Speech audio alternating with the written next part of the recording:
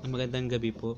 Kung ako po ay broken-hearted, tiyak na ang ipapayo sa akin na aking mga magulang ay mag-move on. Gagawa na lang ako ng isang bagay na pwedeng maging paraan upang makalimot at sasabihin nila sa akin na ang buhay ay puno ng sorpresa. Maraming mga bagay na ikakasaya at maraming din mga bagay na ikakalungkot, lalo na sa buhay pag-ibig.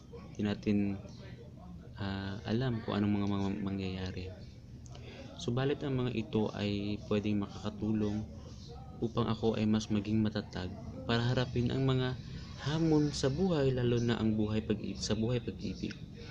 Ang aking pagkasawi ay isang pagsubok lamang na lilipas rin at ipapaalala rin nila sa akin na maraming nagmamahal sa akin, hindi lamang yung Pasko, pati sila, mga kapatid ko at mga kaibigan ko. Yun lamang po, maraming salamat.